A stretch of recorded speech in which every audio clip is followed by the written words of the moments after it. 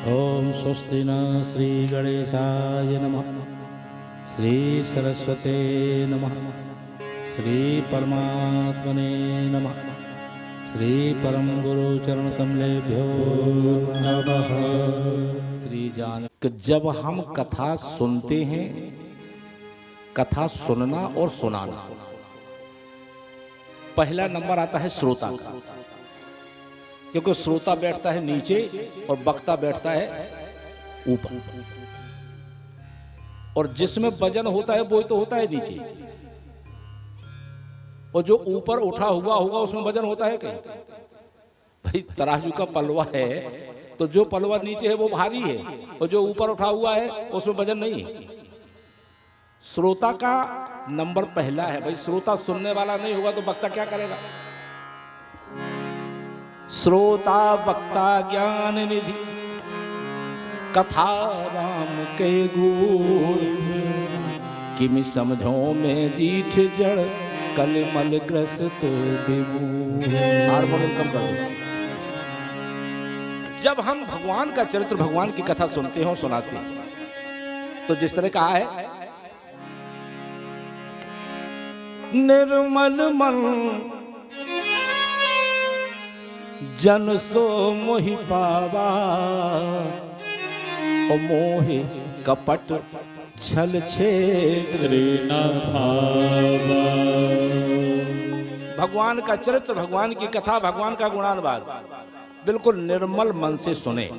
हमारे अंतःकरण में जितने भी अवयव हैं, काम क्रोध लोभ मोह छल दंभ पाखंड झूठ अन्याय अहंकार, इन सब का त्याग करके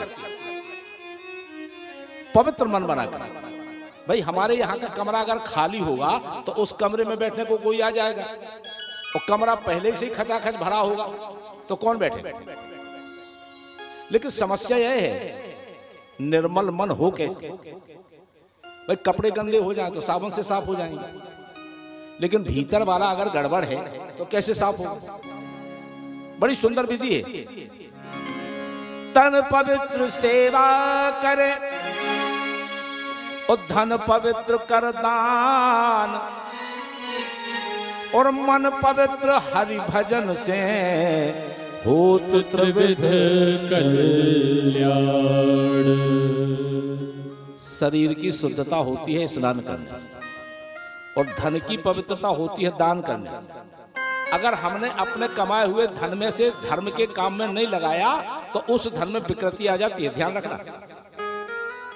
जैसे एक कुआं है और कुएं से आप रोज पानी निकाल के पी रहे हो, और उसी कुएं पे आप 4 साल बिल्कुल ना जाओ, तो फिर क्या उस कुएं का पानी पीने लायक रहेगा।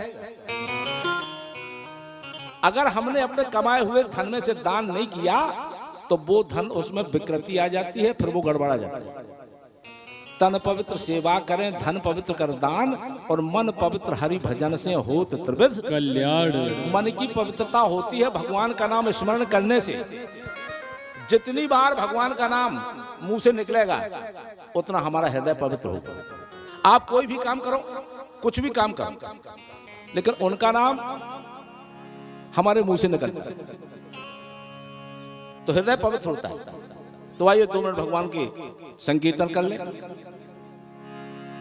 मन पवित्र हो जाए, मन बुद्धि वाणी पवित्र हो जाए, तत्पश्चात भगवत कथा रखने का प्रयास करूंगा आपके साथ।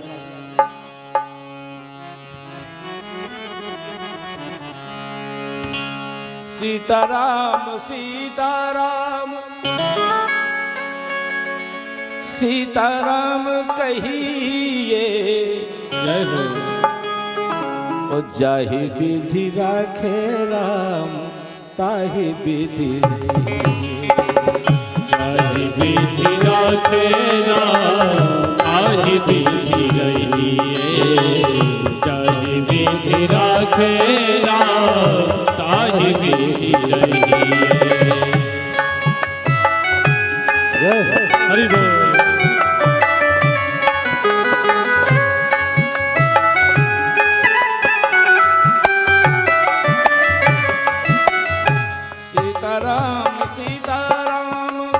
सीताराम कहिए, सीताराम सीताराम सीताराम कहिए,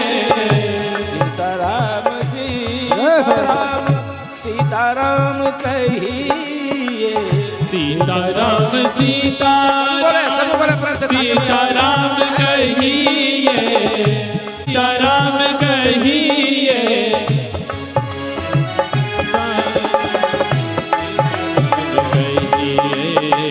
जय विधि राधे राम ताहि विधि कहिए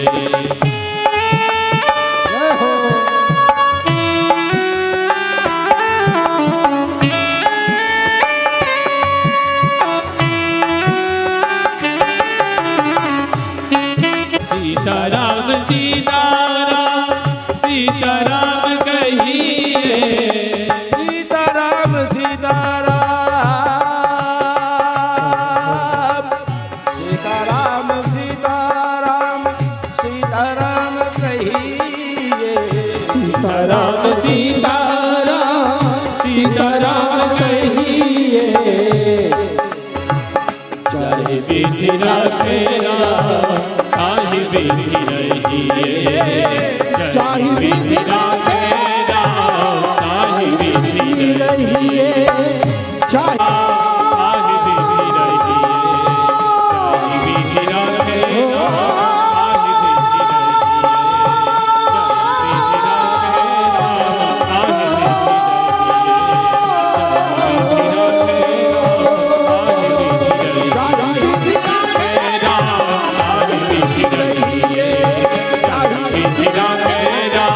ताहि विधि प्रेम से बोले राघव सरकार की। आइए बंधुओं, परिपूर्णतम परमात्मा राघवेंद्र सरकार, इनका नाम है अकारण करुणा वर्णालय। ये तो बिना कारण के ही कृपा कर देते। उनके चरणों में प्रणाम करते हुए, बड़ी माता के चरणों में नमन करते हुए, हनुमान जी महाराज, शिव जी भगवान, पूज्यपाद गोस्वामी जी महाराज के चरणों में नमन करते हुए, इस कथा के आयोजक राम नाम लेखन समिति, जिनके तत्वाधान में आयोजित राघव सरकार की कथा का निमित्त आपकी महिमा में बना है, सभी को हृदय से साधुवाद करते हुए यही कह रहा हूं कि ये हम जो कथा यहां श्रवण कर रहे हैं, यह कथा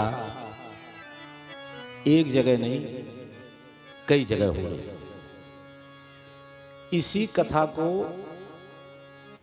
याज्ञवल्क्य जी महाराज ने प्रयाग में भरद्वाज जी को सुनाई। जबकि भरद्वाज जी तो भूत भविष्य वर्तमान तीनों युगों के जानकार हैं, लेकिन याज्ञवल्क्य जी ने भरद्वाज जी को सुनाई कब? जब भरद्वाज जी ने पूछा कि महाराज ये राम कौन है, पूछा कि राम कौन है और कथा शुरू हुई। भाई बहुत सी बातें ऐसी हैं ना कि हम लोग पढ़ लेते हैं, लेकिन पढ़ने पर भी समझ में नहीं आती। पढ़ तो लिया लेकिन पढ़ने पर समझ में नहीं आती। हम सब इस बात को जानते हैं कि जो रामायण है, यह रामायण हमारे पूज्यपाद प्रातः स्मरणीय गोस्वामी तुलसीदास जी महाराज की लिखी हुई कृति है, सभी जानते हैं।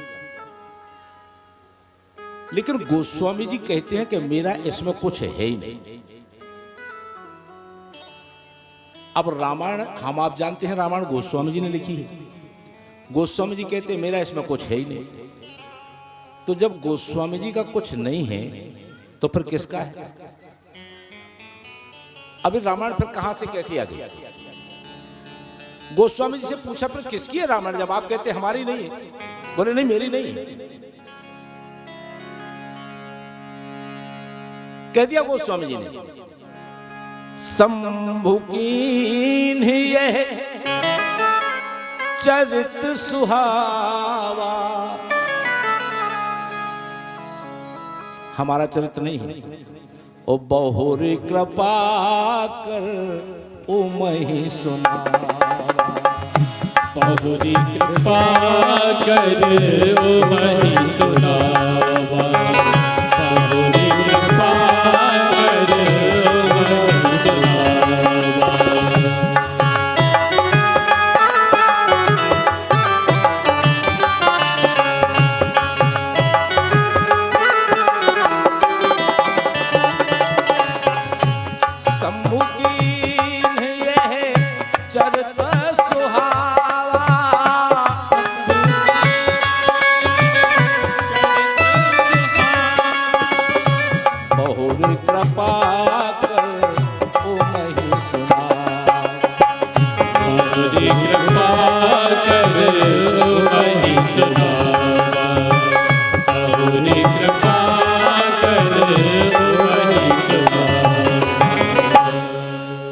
यह तो भगवान शिव जी का चरित्र है, जो कृपा करके भूतेश्वर भगवान शिव जी ने माता पार्वती जी को सुनाया है।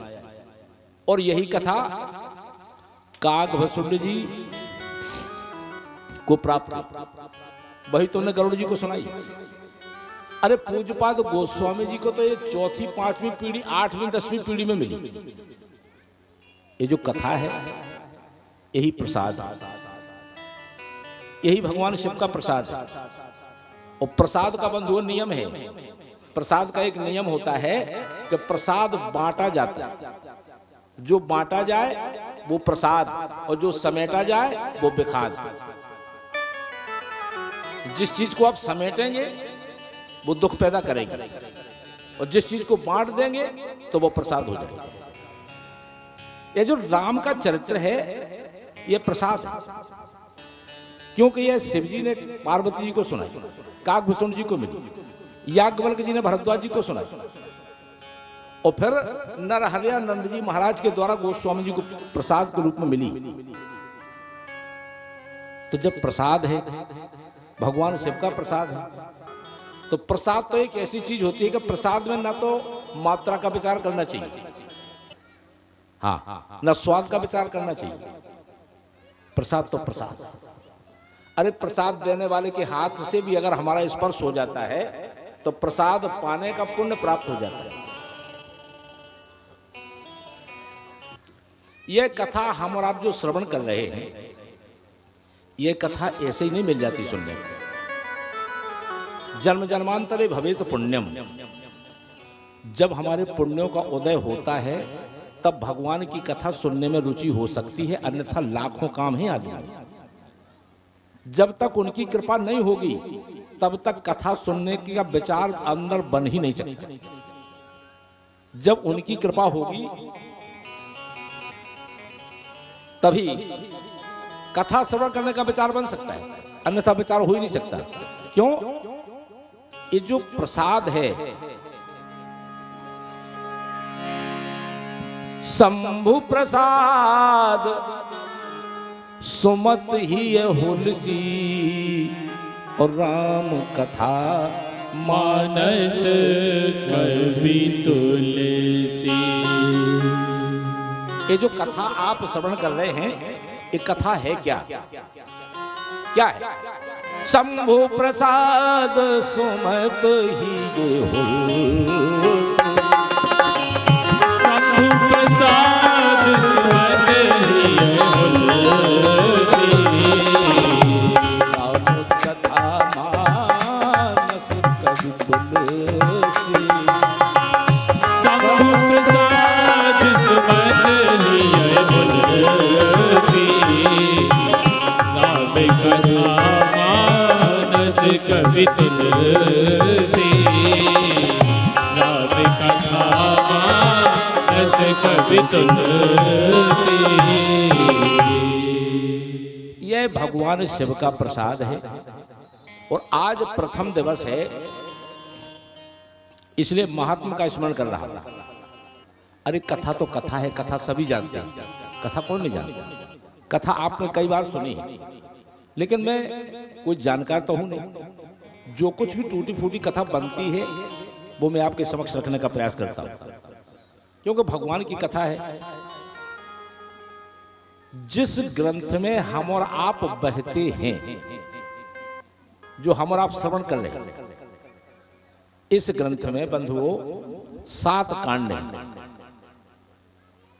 पहला है बाल कांड, दूसरा है अयोध्या कांड, तीसरा अरण्य कांड, चौथा किष्किंधा कांड, 5वां सुंदर कांड, 6वां लंका कांड और 7वां उत्तर कांड।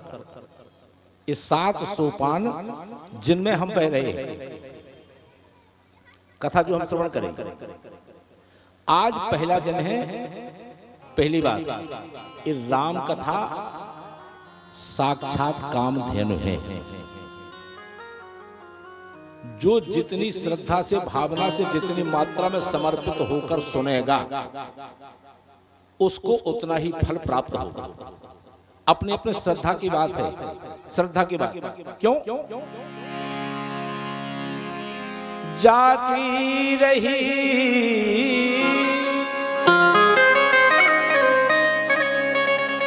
जाती रही भावना जैसी,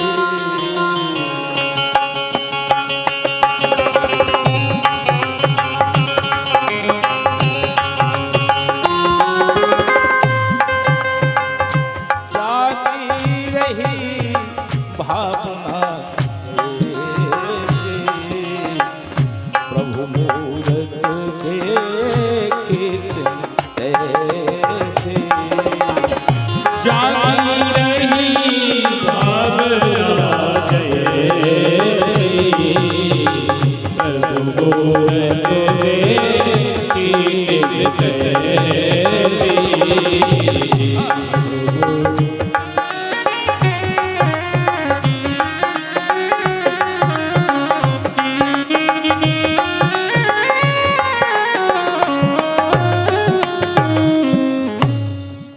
जिसका जैसा भाव उतनी मात्रा में उसका प्रसाद।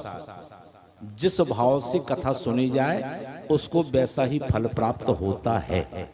और फिर राम कथा तो आग की तरह है, अग्नि की तरह है। अग्नि तो जब जलती है तो जलती ही, आप तापो चाहे नहीं तापो, अग्नि तो तपाने की क्षमता रखती है। जब हम कथा सुनते हैं और कथा सुनने आए तो बड़े शुद्ध मन से राधे। अरे